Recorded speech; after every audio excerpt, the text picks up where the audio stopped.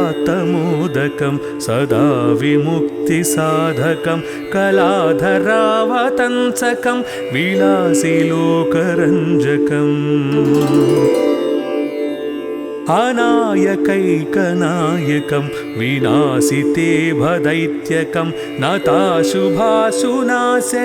नमामि तं विनायकम्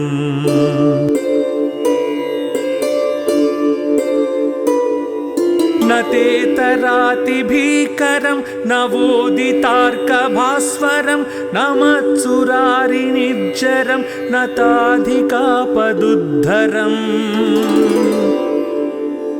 सुरेश्वरं निधीश्वरं गजेश्वरं गणेश्वरं महेश्वरं तमाश्रये परात्परं निरन्तरम्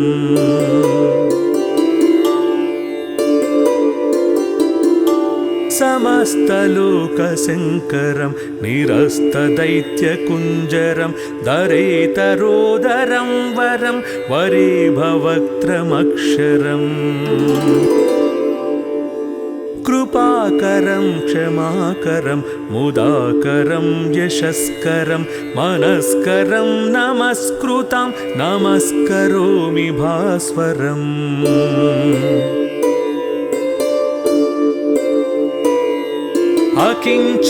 अकिञ्चनार्तिमार्जनं चिरन्तनोक्तिभाजनं पुरारिपूर्वनन्दनं सुरारिगर्वचर्वणम्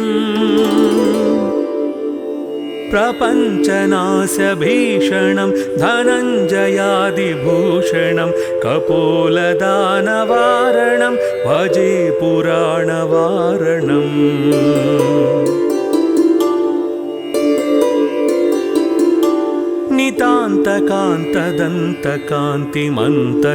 नितान्तकान्तदन्तकान्तिमन्तकान्तकात्मजम् अचिन्त्यरूपमन्तहीनमन्तराय कृन्तनम् कृदन्तरे निरन्तरं वसन्तमेव योगिनां तमेकदन्तमेव तं विचिन्तयामि सन्ततम्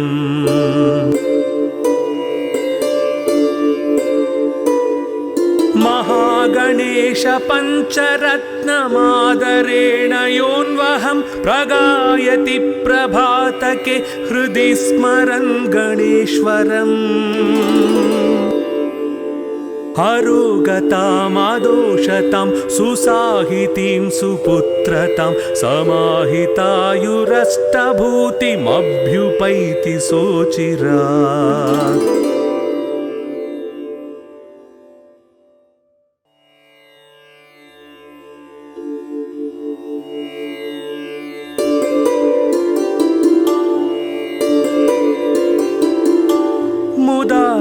मुदाकरात्तमोदकं सदा विमुक्तिसाधकं कलाधरावतंसकं विलासिलोकरञ्जकम् अनायकैकनायकं विनाशिते भदैत्यकं नताशुभाशुनाशकं नमामि तं विनायकम्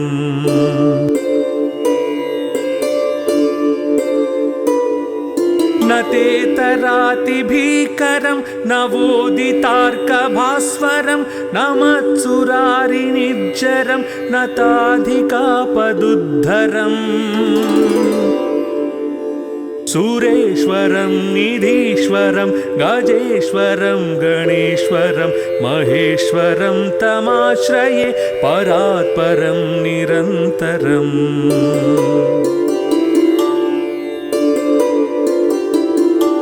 समस्तलोकशङ्करं निरस्तदैत्यकुञ्जरं दरेतरोदरं वरं वरे भवक्त्रमक्षरम् कृपाकरं क्षमाकरं मुदाकरं यशस्करं मनस्करं नमस्कृतं नमस्करोमि भास्वरम्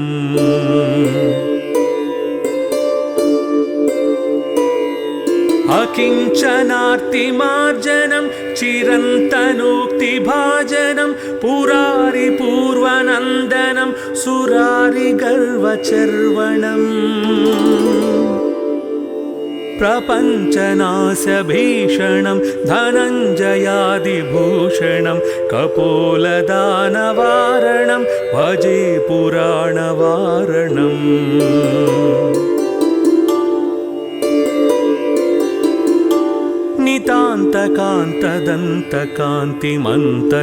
नितान्तकान्तदन्तकान्तिमन्तकान्तकात्मजम् अचिन्त्यरूपमन्तहीनमन्तराय कृन्तनम् कृदन्तरे निरन्तरं वसन्तमेव योगिनां तमेकदन्तमेव तं विचिन्तयामि सन्ततम्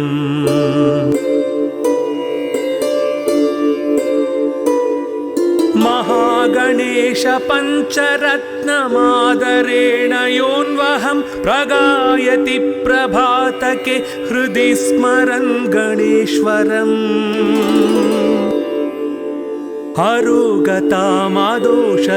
सुसाहितीं सुपुत्रतां समाहितायुरष्टभूतिमभ्युपैति सोचिरात्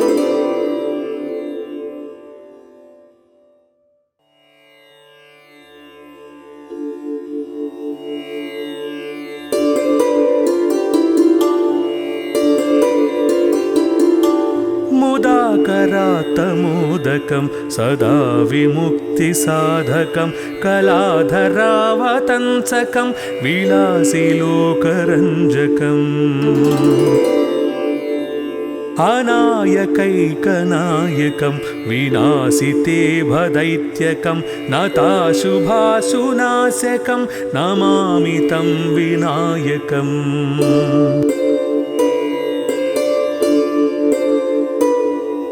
न तेतरातिभीकरं नवोदितार्कभास्वरं न मत्सुरारिनिर्जरं नताधिकापदुद्धरम् सुरेश्वरं निधीश्वरं गजेश्वरं गणेश्वरं महेश्वरं तमाश्रये परात्परं निरन्तरम्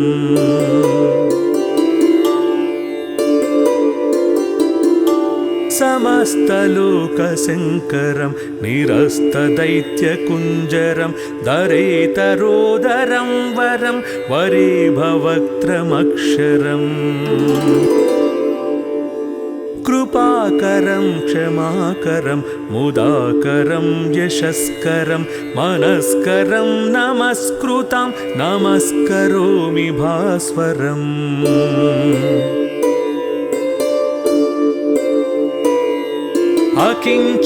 अकिञ्चनार्तिमार्जनं चिरन्तनोक्तिभाजनं पुरारिपूर्वनन्दनं सुरारिगर्वचर्वणम् प्रपञ्चनाशभीषणं धनञ्जयादिभूषणं कपोलदानवारणं भजे पुराणवारणम्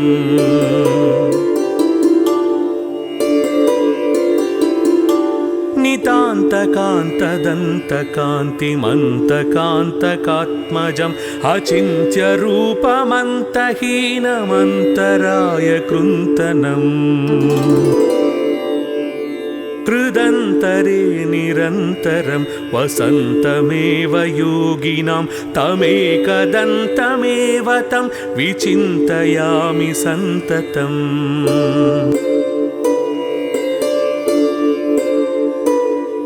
महागणेश पञ्चरत्नमादरेण योऽन्वहं प्रगायति प्रभातके हृदि स्मरन् गणेश्वरम् अरोगतामदोषतां सुसाहितीं सुपुत्रतां समाहितायुरष्टभूतिमभ्युपैति सोचिरात्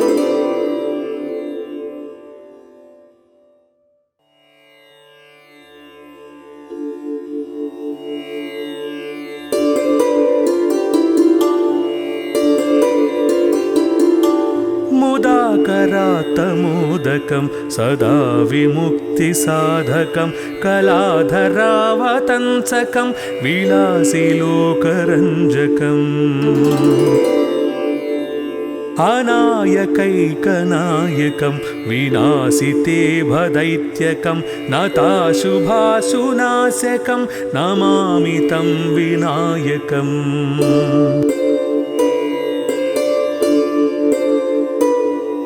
न तेतरातिभीकरं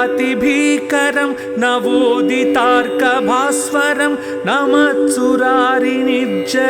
न ताधिकापदुद्धरम्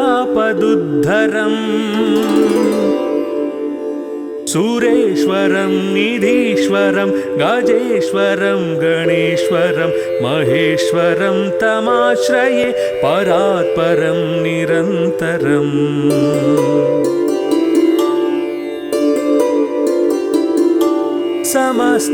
समस्तलोकशङ्करं निरस्तदैत्यकुञ्जरं दरेतरोदरं वरं वरे भवक्त्रमक्षरम् कृपाकरं क्षमाकरं मुदाकरं यशस्करं मनस्करं नमस्कृतं नमस्करोमि भास्वरम्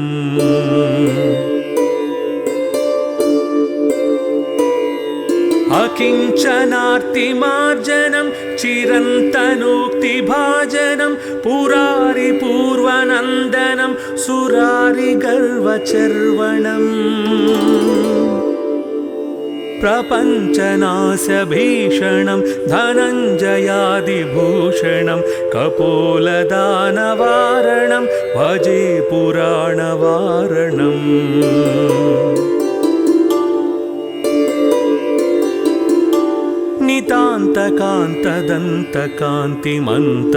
नितान्तकान्तदन्तकान्तिमन्तकान्तकात्मजम् अचिन्त्यरूपमन्तहीनमन्तराय कृन्तनम् कृदन्तरे निरन्तरं वसन्तमेव योगिनां तमेकदन्तमेव तं विचिन्तयामि सन्ततम्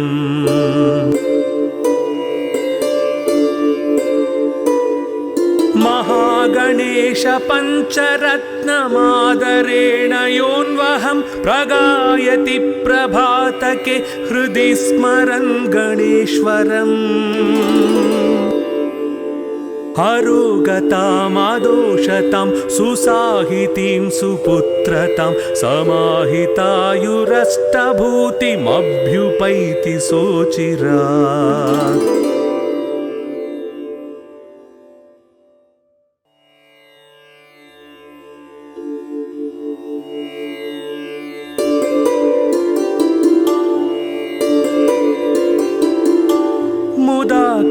मुदाकरात्तमोदकं सदा विमुक्तिसाधकं कलाधरावतंसकं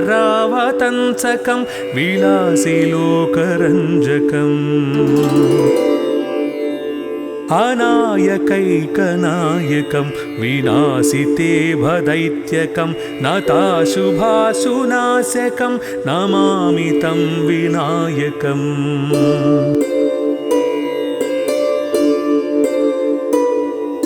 न तेतरातिभीकरं नवोदितार्कभास्वरं न मत्सुरारिनिर्जरं न ताधिकापदुद्धरम् सुरेश्वरं निधीश्वरं गजेश्वरं गणेश्वरं महेश्वरं तमाश्रये परात्परं निरन्तरम्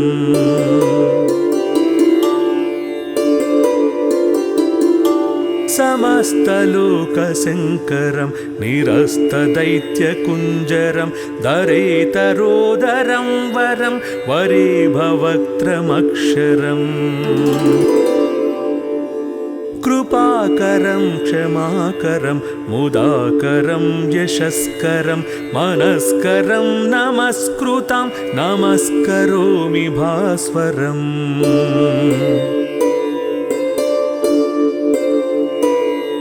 अकिञ्चनार्तिमार्जनं चिरन्तनोक्तिभाजनं पुरारिपूर्वनन्दनं सुरारिगर्वचर्वणम्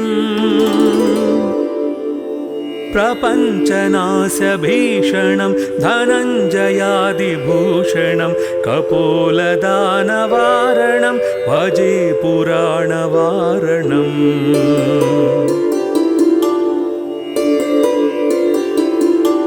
नितान्तकान्तदन्तकान्तिमन्तकान्तकात्मजम् अचिन्त्यरूपमन्तहीनमन्तराय कृन्तनम् कृदन्तरे निरन्तरं वसन्तमेव योगिनां तमेकदन्तमेव तं विचिन्तयामि सन्ततम्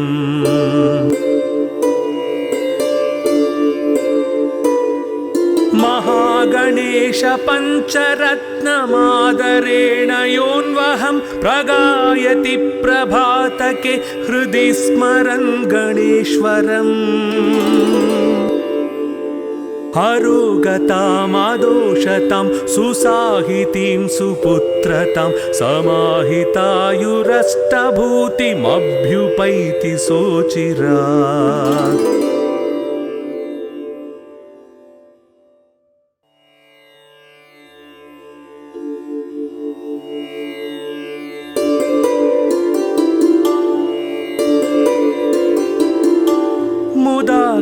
मुदाकरात्तमोदकं सदा विमुक्तिसाधकं कलाधरावतंसकं विलासिलोकरञ्जकम् अनायकैकनायकं विनाशिते भदैत्यकं नताशुभाशुनाशकं नमामि तं विनायकम्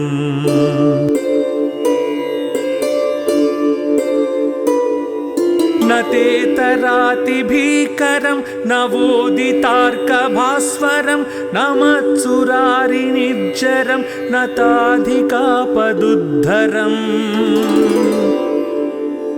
सुरेश्वरं निधीश्वरं गजेश्वरं गणेश्वरं महेश्वरं तमाश्रये परात्परं निरन्तरम्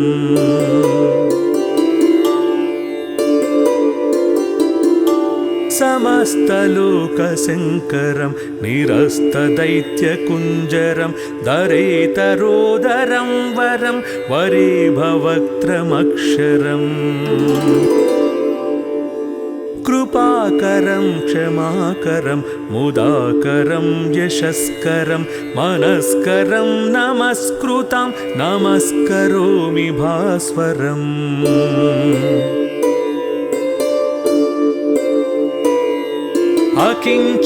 अकिञ्चनार्तिमार्जनं चिरन्तनोक्तिभाजनं पुरारिपूर्वनन्दनं सुरारिगर्वचर्वणम् प्रपञ्चनाशभीषणं धनञ्जयादिभूषणं कपोलदानवारणं भजे पुराणवारणम्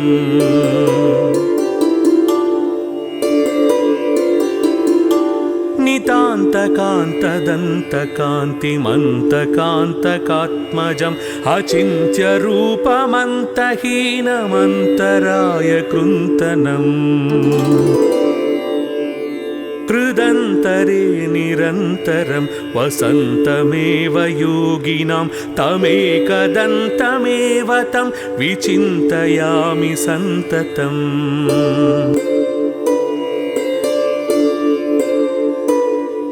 महागणेश पञ्चरत्नमादरेण योऽन्वहं प्रगायति प्रभातके हृदि स्मरन् गणेश्वरम् हरोगतामदोषतां सुसाहितीं सुपुत्रतां समाहितायुरष्टभूतिमभ्युपैति सोचिरात्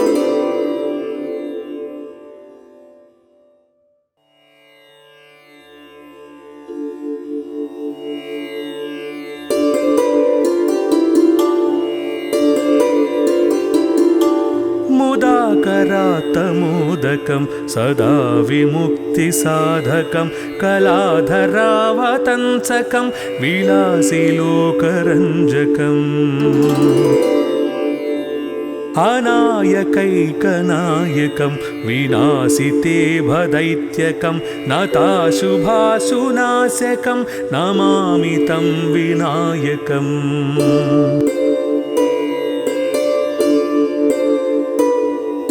न तेतरातिभीकरं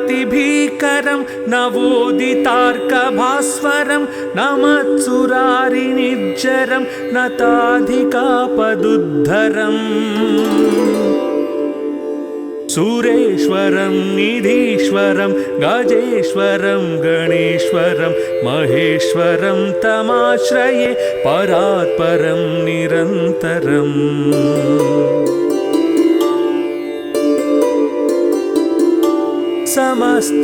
समस्तलोकशङ्करं निरस्तदैत्यकुञ्जरं दरेतरोदरं वरं वरे भवक्त्रमक्षरम् कृपाकरं क्षमाकरं मुदाकरं यशस्करं मनस्करं नमस्कृतं नमस्करोमि भास्वरम्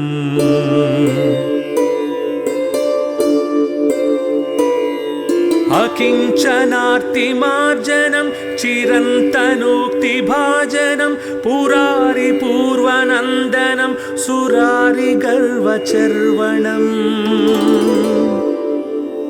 प्रपञ्चनाशभीषणं धनञ्जयादिभूषणं कपोलदानवारणं भजे पुराणवारणम्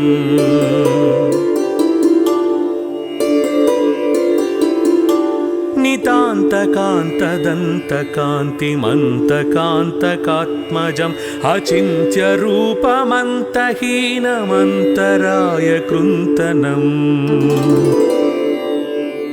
कृदन्तरे निरन्तरं वसन्तमेव योगिनां तमेकदन्तमेव तं विचिन्तयामि सन्ततम्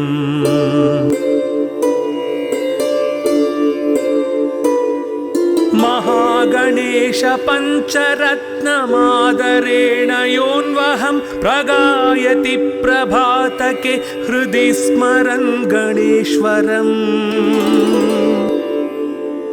अरोगतामदोषतां सुसाहितीं सुपुत्रतां समाहितायुरष्टभूतिमभ्युपैति सोचिरात्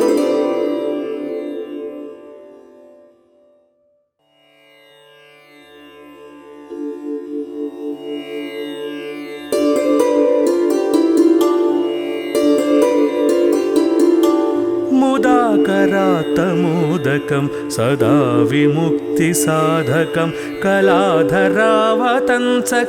विलासिलोकरञ्जकम् अनायकैकनायकं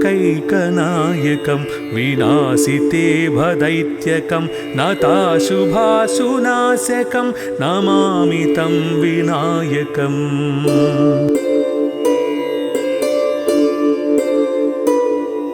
न तेतरातिभीकरं नवोदितार्कभास्वरं न मत्सुरारिनिर्जरं नताधिकापदुद्धरम् सुरेश्वरं निधीश्वरं गजेश्वरं गणेश्वरं महेश्वरं तमाश्रये परात्परं निरन्तरम्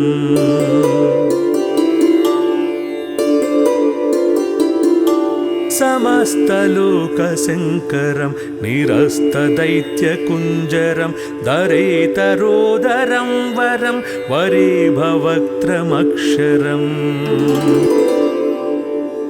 कृपाकरं क्षमाकरं मुदाकरं यशस्करं मनस्करं नमस्कृतं नमस्करोमि भास्वरम्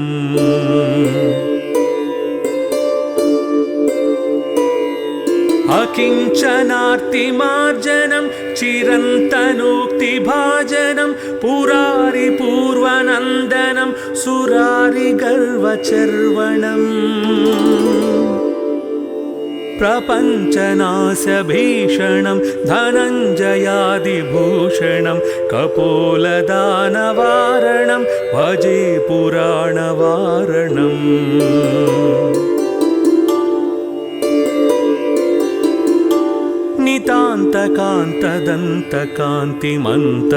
नितान्तकान्तदन्तकान्तिमन्तकान्तकात्मजम् अचिन्त्यरूपमन्तहीनमन्तराय कृन्तनम् कृदन्तरे निरन्तरं वसन्तमेव योगिनां तमेकदन्तमेव तं विचिन्तयामि सन्ततम्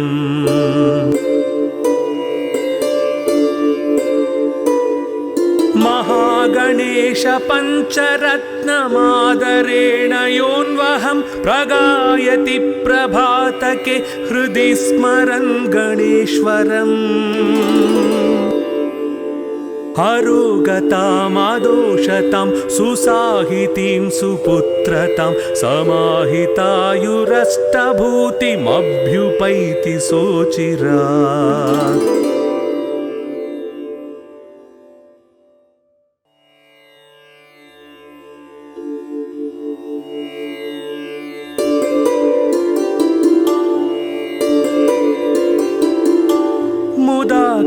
मुदाकरात्तमोदकं सदा विमुक्तिसाधकं कलाधरावतंसकं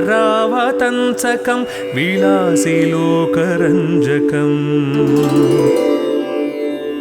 अनायकैकनायकं विनाशिते भदैत्यकं नताशुभाशुनाशकं नमामि तं विनायकम्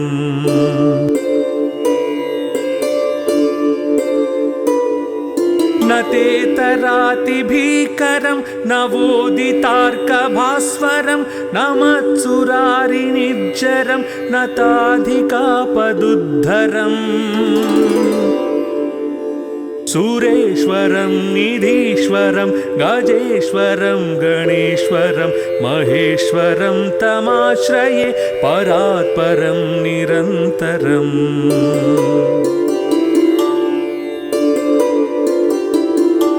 समस्तलोकशङ्करं निरस्तदैत्यकुञ्जरं दरेतरोदरं वरं वरे भवक्त्रमक्षरम् कृपाकरं क्षमाकरं मुदाकरं यशस्करं मनस्करं नमस्कृतं नमस्करोमि भास्वरम्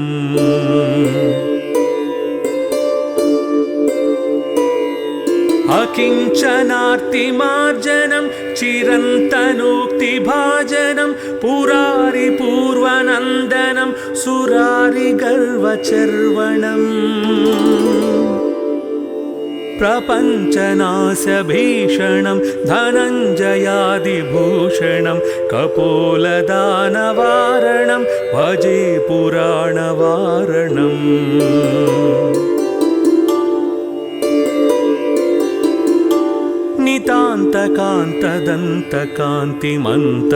नितान्तकान्तदन्तकान्तिमन्तकान्तकात्मजम् अचिन्त्यरूपमन्तहीनमन्तराय कृन्तनम् कृदन्तरे निरन्तरं वसन्तमेव योगिनां तमेकदन्तमेव तं विचिन्तयामि सन्ततम्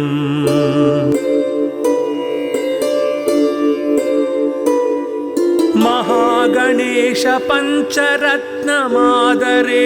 योऽन्वहं प्रगायति प्रभातके हृदि स्मरन् गणेश्वरम् हरोगतामादोषतां सुसाहितीं सुपुत्रतां समाहितायुरष्टभूतिमभ्युपैति सोचिरात्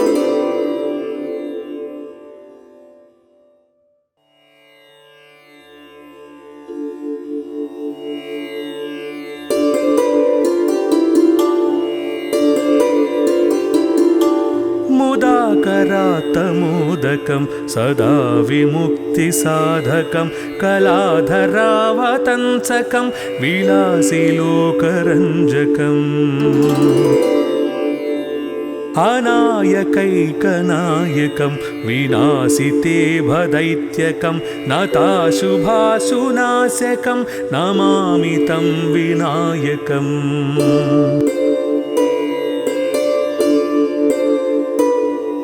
न तेतरातिभीकरं नवोदितार्कभास्वरं न मत्सुरारिनिर्जरं नताधिकापदुद्धरम् सुरेश्वरं निधीश्वरं गजेश्वरं गणेश्वरं महेश्वरं तमाश्रये परात्परं निरन्तरम्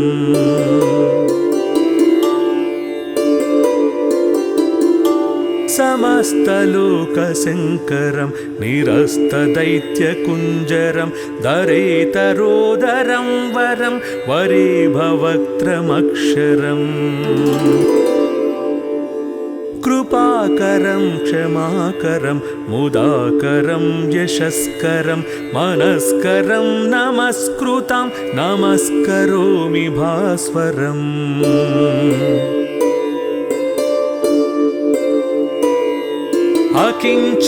अकिञ्चनार्तिमार्जनं चिरन्तनोक्तिभाजनं पुरारिपूर्वनन्दनं सुरारिगर्वचर्वणम् प्रपञ्चनाशभीषणं धनञ्जयादिभूषणं कपोलदानवारणं भजे पुराणवारणम्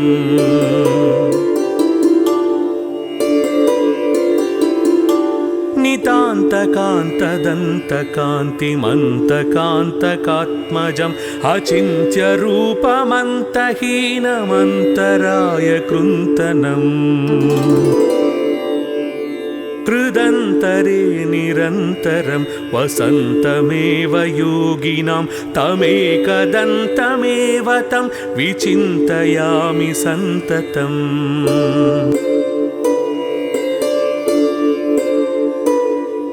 महागणेश पञ्चरत्नमादरेण योऽन्वहं प्रगायति प्रभातके हृदि स्मरन् गणेश्वरम् अरोगतामदोषतां सुसाहितीं सुपुत्रतां समाहितायुरष्टभूतिमभ्युपैति सोचिरात्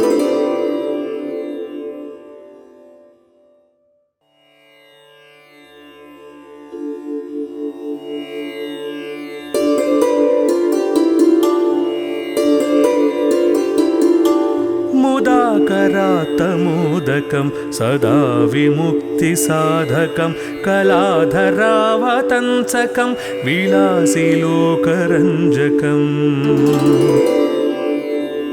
अनायकैकनायकं विनाशिते भदैत्यकं नताशुभाशुनाशकं नमामि तं विनायकम्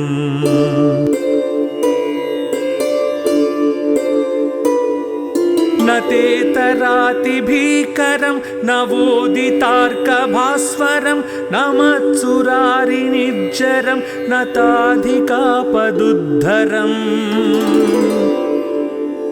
सुरेश्वरं निधीश्वरं गजेश्वरं गणेश्वरं महेश्वरं तमाश्रये परात्परं निरन्तरम्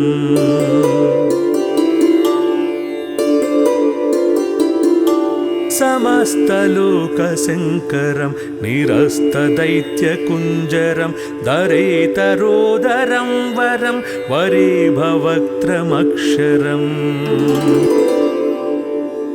कृपाकरं क्षमाकरं मुदाकरं यशस्करं मनस्करं नमस्कृतं नमस्करोमि भास्वरम्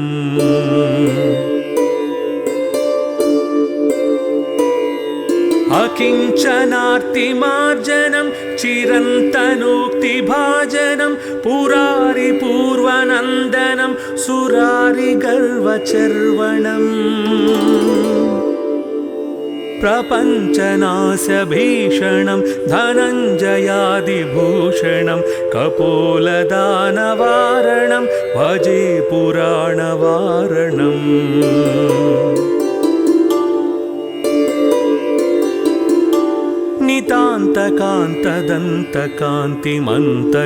नितान्तकान्तदन्तकान्तिमन्तकान्तकात्मजम् अचिन्त्यरूपमन्तहीनमन्तराय कृन्तनम्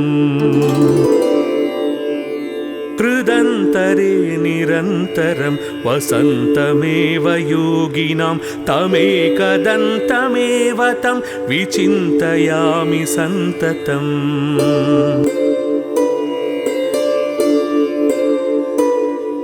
महागणेश पञ्चरत्नमादरेण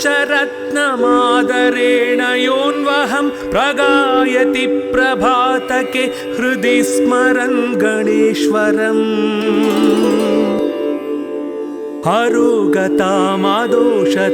सुसाहितीं सुपुत्रतां समाहितायुरष्टभूतिमभ्युपैति सोचिरात्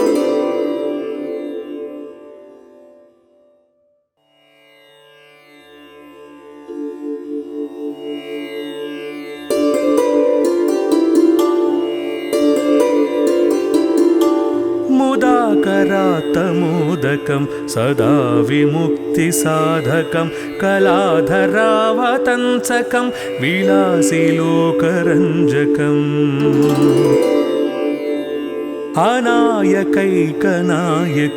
विनाशिते भदैत्यकं नताशुभाशुनाशकं नमामि तं विनायकम्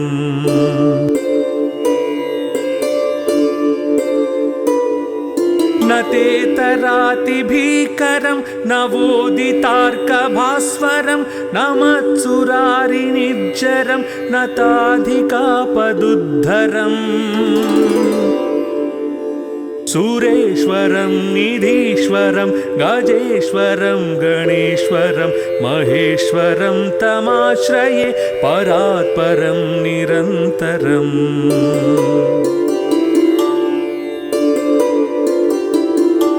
समस्तलोकशङ्करं निरस्तदैत्यकुञ्जरं दरेतरोदरं वरं वरेभवक्त्रमक्षरम् कृपाकरं क्षमाकरं मुदाकरं यशस्करं मनस्करं नमस्कृतं नमस्करोमि भास्वरम्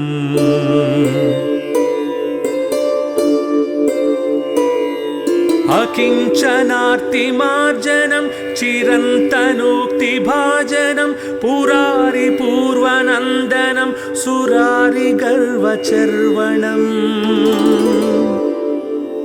प्रपञ्चनाशभीषणं धनञ्जयादिभूषणं कपोलदानवारणं भजे पुराणवारणम्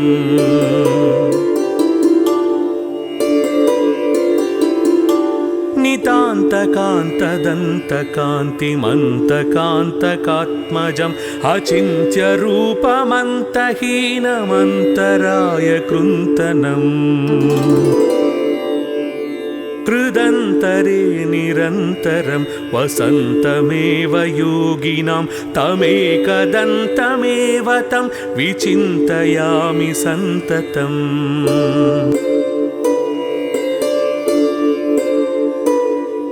महागणेश पञ्चरत्नमादरेण योऽन्वहं प्रगायति प्रभातके हृदि स्मरन् गणेश्वरम् अरोगतामादोषतां सुसाहितीं सुपुत्रतां समाहितायुरष्टभूतिमभ्युपैति सोचिरात्